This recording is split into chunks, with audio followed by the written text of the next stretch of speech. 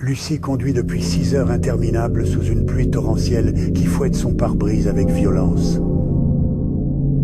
Sa vieille voiture commence à tousser dangereusement avant de caler complètement au milieu de nulle part. Il sort de son véhicule en panne et ses pieds s'enfoncent immédiatement dans la boue glaciale. Son téléphone portable ne capte aucun réseau dans cette forêt dense et hostile. Entre deux chênes décharnés, elle aperçoit une lueur jaunâtre qui perce l'obscurité. Lucie gravit péniblement le chemin de terre détrempé, ses baskets alourdis par la boue. L'immense bâtiment victorien se dresse soudain devant elle, sinistre et décrépit sous la pluie. La porte d'entrée s'ouvre avec un grincement inquiétant, révélant un hall plongé dans une pénombre étrange. L'odeur de vieux papier humide et de cire froide envahit immédiatement ses narines. Un feu crépite dans l'immense cheminée, mais ne semble diffuser aucune chaleur réconfortante. Le réceptionniste au teint de cire émerge de l'ombre, ses yeux laiteux fixes et inexpressifs. Il l'accueille par son nom, sans qu'elle n'ait prononcé le moindre mot auparavant. La plume tremble dans les doigts de Lucie lorsqu'elle signe le registre en cuir ancien. Derrière le comptoir, une ombre indistincte semble bouger comme une main tentaculaire. Le réceptionniste lui tend une clé glaciale qui semble absorber la chaleur de sa paume. L'escalier en bois gémit sous chaque pas, tandis qu'elle monte vers l'étage obscur. Des portraits au visage flou semblent la suivre du regard le long du couloir.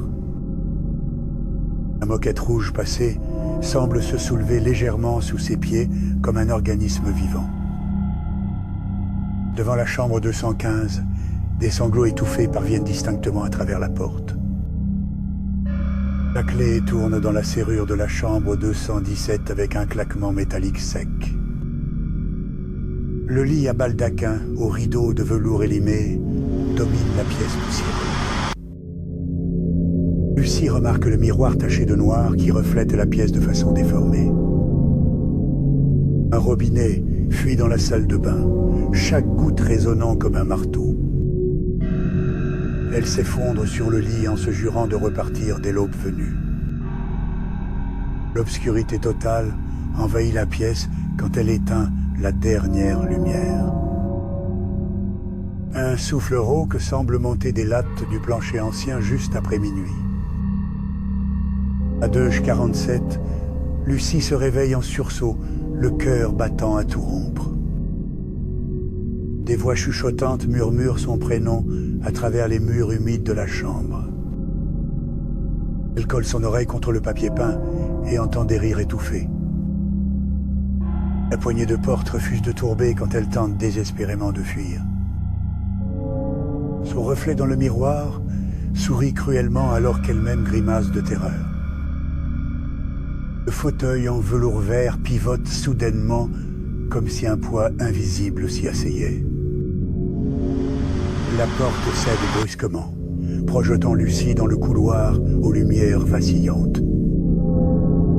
La chambre 215 est entr'ouverte, révélant une obscurité profonde et menaçante.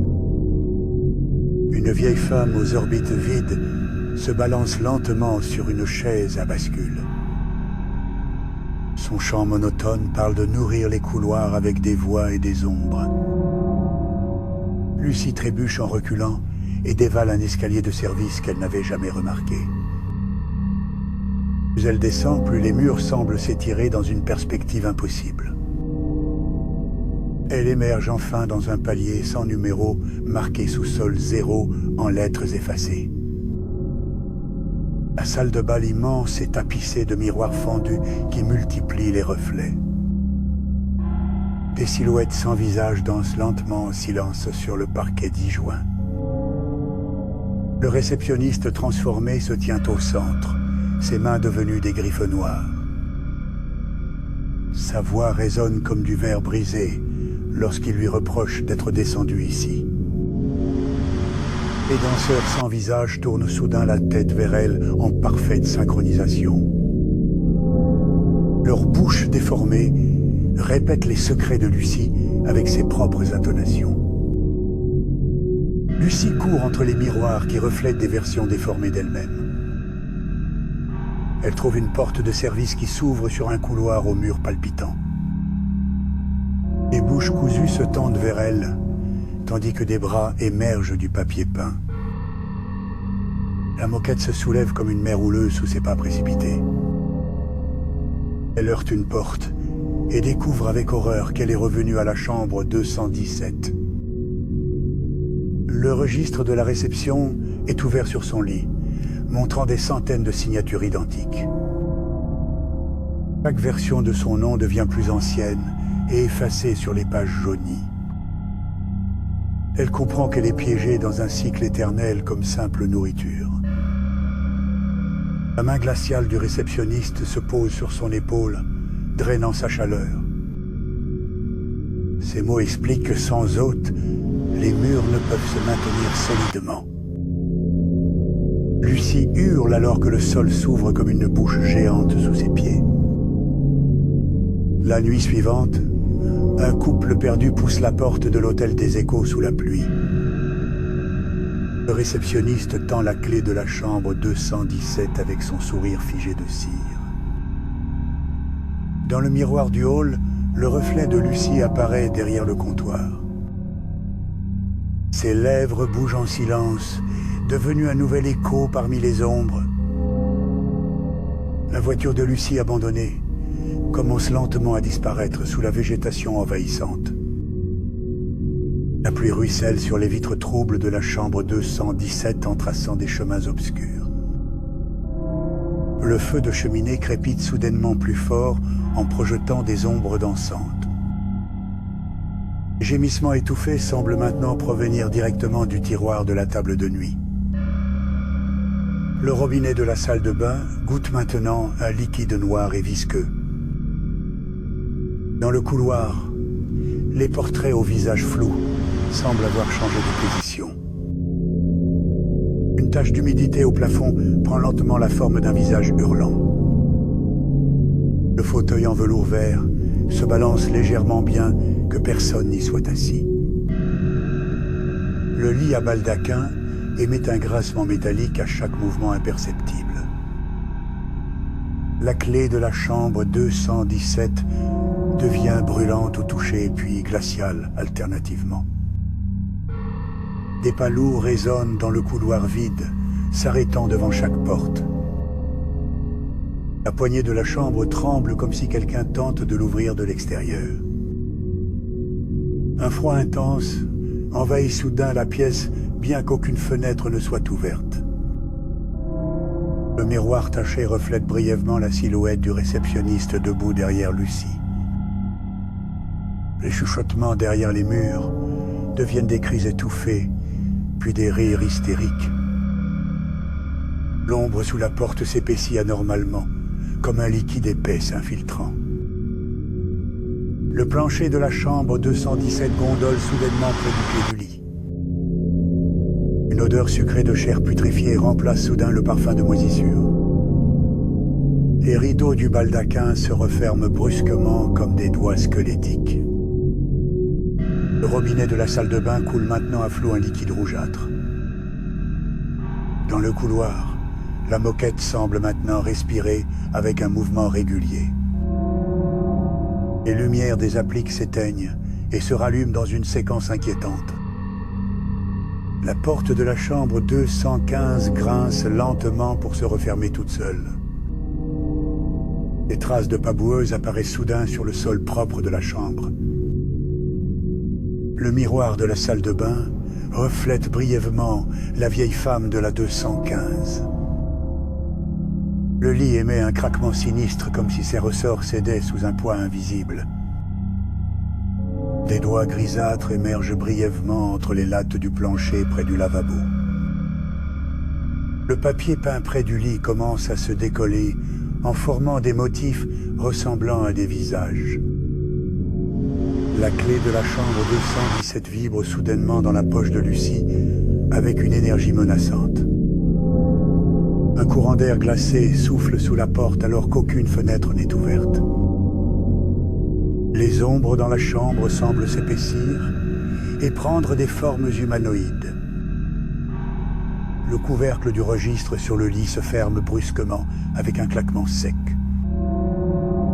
Les chuchotements proviennent maintenant du conduit de ventilation au-dessus du lit. Le reflet dans le miroir continue de bouger plusieurs secondes après que Lucie s'est immobilisée. Les griffures apparaissent lentement sur la porte intérieure comme faites par des ongles.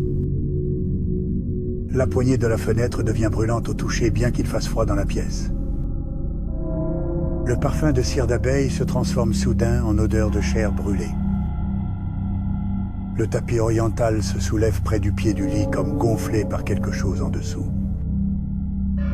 Le lustre en fer forgé du hall se balance violemment sans aucun courant d'air.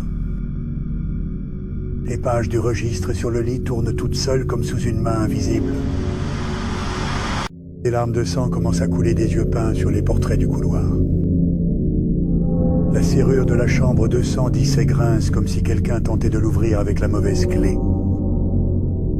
L'eau de la cuvette des toilettes devient soudainement noire et bouillonne doucement.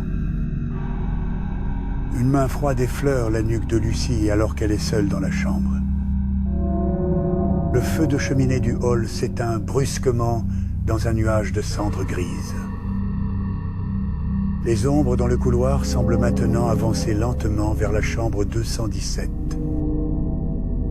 Le réceptionniste apparaît soudain au pied du lit sans avoir ouvert la porte.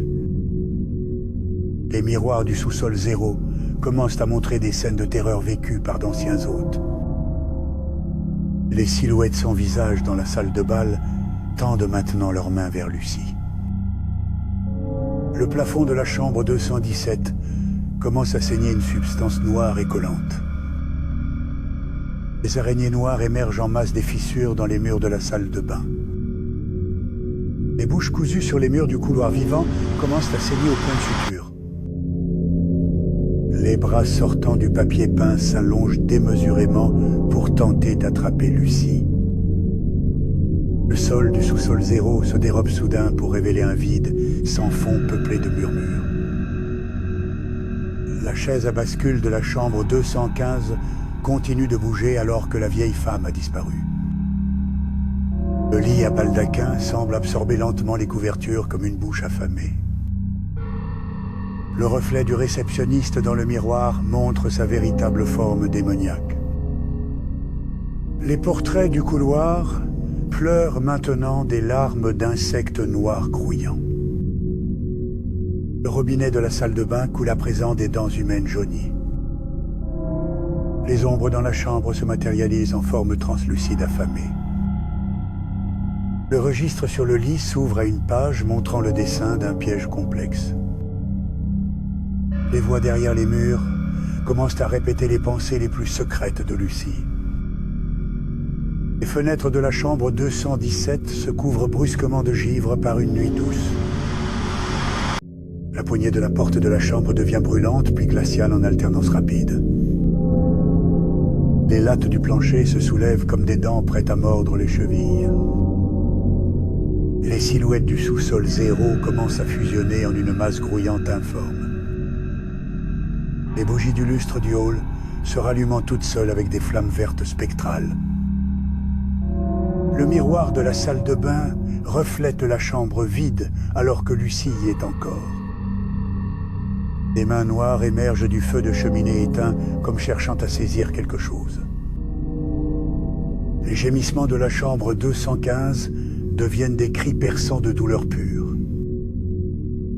Les insectes sortant des murs forment des mots menaçants sur le sol de la salle de bain.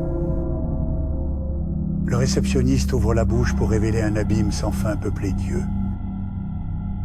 Les portraits du couloir clignent soudain des yeux avant de reprendre leur immobilité. La vieille femme de la 215 apparaît brièvement au pied du lit de Lucie. Le robinet de la salle de bain coule maintenant un liquide visqueux sentant le sang. Les mains noires du réceptionniste laissent des marques de brûlure sur l'épaule de Lucie. Les miroirs du sous-sol 0 commencent à montrer Lucie vieillissant rapidement dans différentes réalités. Les ombres au plafond de la chambre forment des visages grimaçants qui suivent ses mouvements. Le lit à baldaquin commence à saigner des rideaux comme des blessures ouvertes. Les pas dans le couloir s'arrêtent devant chaque porte avant de frapper violemment le bois. Le registre sur le lit s'ouvre à une page montrant un dessin de Lucie piégée dans les murs. Les voix des murs commencent à imiter parfaitement la voix de sa mère décédée. La fenêtre de la chambre 217 montre brièvement le visage horrifié d'une ancienne victime. Les bras du papier peint du couloir vivant se couvrent maintenant d'yeux ouverts. Le sol du sous-sol 0 se met à palpiter comme un cœur géant sous le parquet. Les bouches cousues des murs commencent à saigner abondamment au point de suture. Les silhouettes sans visage émettent maintenant un bourdonnement électrique insupportable. La chaise à bascule de la 215 frappe violemment le mur dans un rythme frénétique. Le réceptionniste déchire soudain son costume pour révéler une forme d'ombre épineuse. Les dents dans le lavabo commencent à claquer comme des castagnettes macabres. Les insectes du mur forment maintenant les mots « Nous avons faim » sur le sol. Le feu de cheminée se rallume avec des flammes bleues qui ne produisent aucune chaleur. Les ombres du couloir fusionnent en une entité massive bloquant le passage. Les mains noires de la cheminée attrapent soudain le tapis et le tirent vers les flammes. Le plafond de la chambre 217 commence à suinter un liquide visqueux et chaud. Les portraits du couloir ont maintenant les yeux de Lucie peints sur leur visage flou. La poignée de la fenêtre fond partiellement sous une chaleur intense et invisible. Le miroir de la salle de bain montre Lucie pendue au baldaquin dans un futur proche.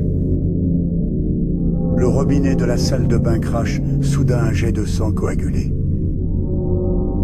Les voix des murs commencent à chanter une berceuse que sa grand-mère chantait. Les ombres au plafond descendent comme des stalactites vers le lit. Le lit à baldaquin commence à émettre un bourdonnement bas qui fait vibrer les os. Les pas dans le couloir reviennent mais traînent maintenant des chaînes lourdes. Le registre sur le lit montre un dessin de l'hôtel avec des veines pulsantes dans les murs. La fenêtre de la chambre 217 montre maintenant le bâtiment englouti par la forêt. Les bras du couloir vivant se couvrent de bouches qui murmurent des menaces. Le sol du sous-sol 0 s'ouvre sur une bouche géante aux dents de miroirs brisés. Les bouches cousues des murs se déchirent au point de suture dans un flot de sang. Les silhouettes sans visage commencent à fondre en une gelée noire luminescente. La chaise à bascule de la 215 se brise violemment contre le mur en éclats de bois.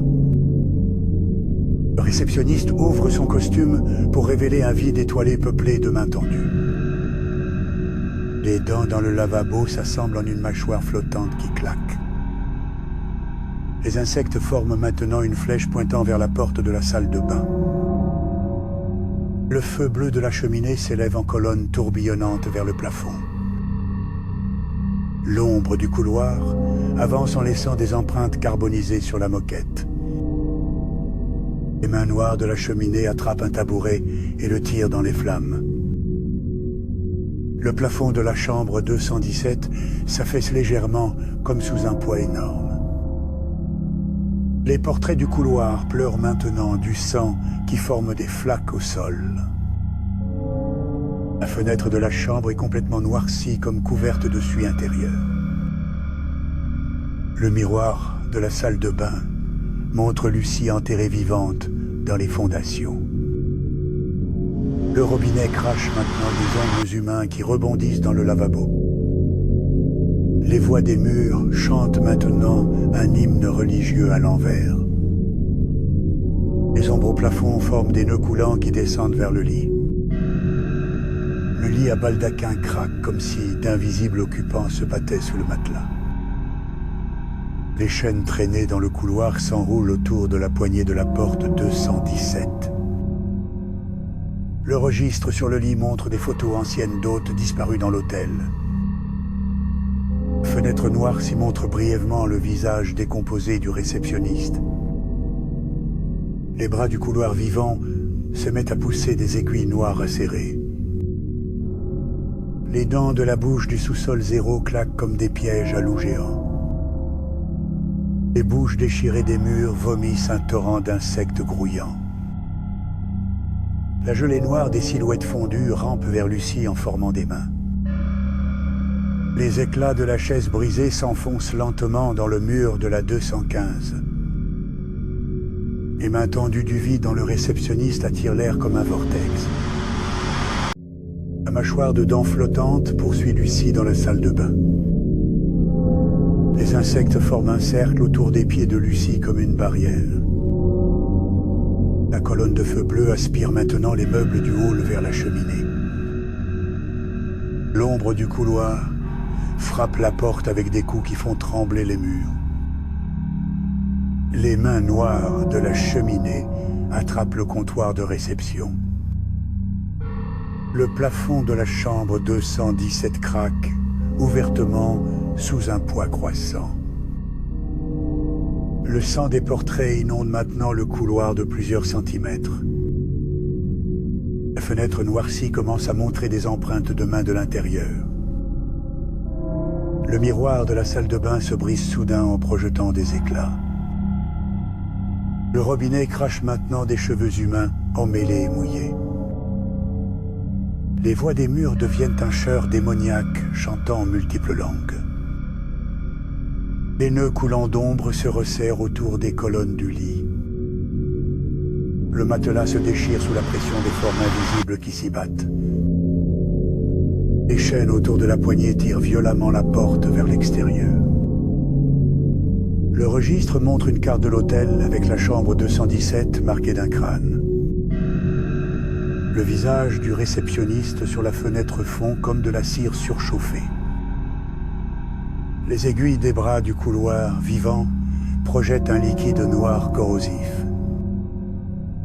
La bouche du sous-sol 0 émet un rugissement qui fait trembler les miroirs. Le torrent d'insectes des bouches murales forme une marée montante dans le couloir. Gelée noire a maintenant englouti un pied du fauteuil en velours vert.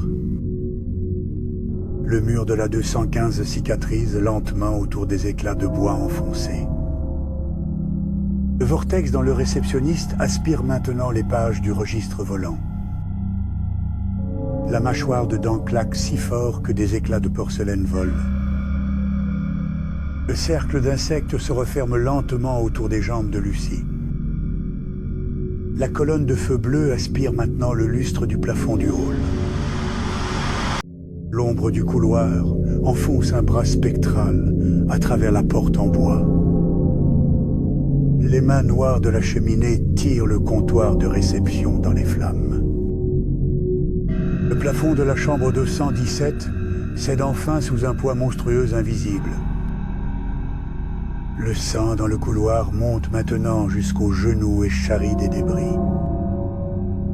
Les empreintes sur la fenêtre noircie forment le mot Haïd en lettres capitales. Le miroir brisé reflète maintenant des fragments de réalité alternative.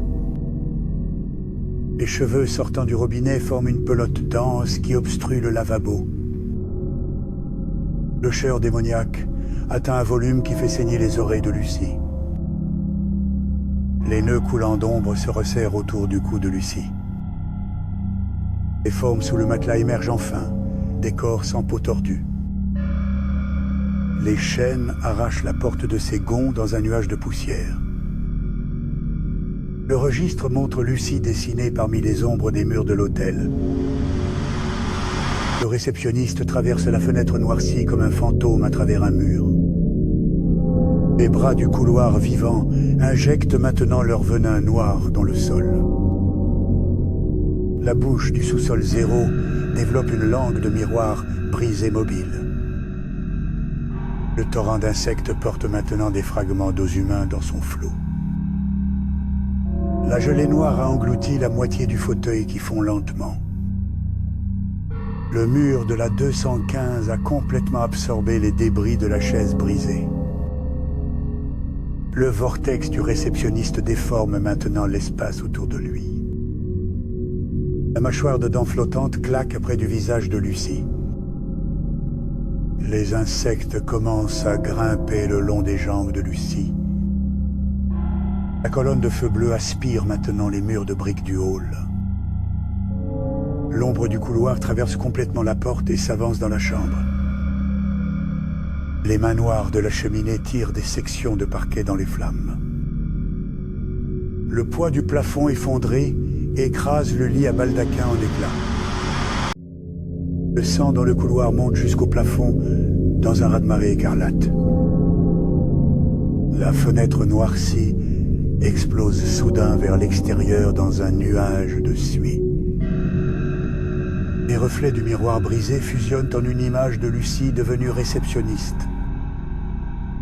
Les cheveux du robinet s'enroulent maintenant autour des bras de Lucie. Le chœur démoniaque devient si puissant que les murs de la salle de bain saignent.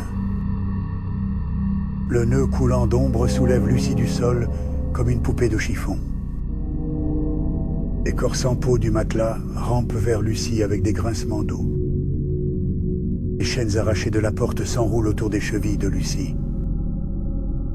Le dessin du registre montre l'hôtel se nourrissant de l'énergie de terreur de Lucie. Le réceptionniste étend ses mains griffues vers Lucie suspendue dans les airs. Les bras du couloir vivant injectent leur venin dans les murs pour les faire gonfler. La langue de miroir brisée de la bouche du sol s'allonge pour atteindre Lucie.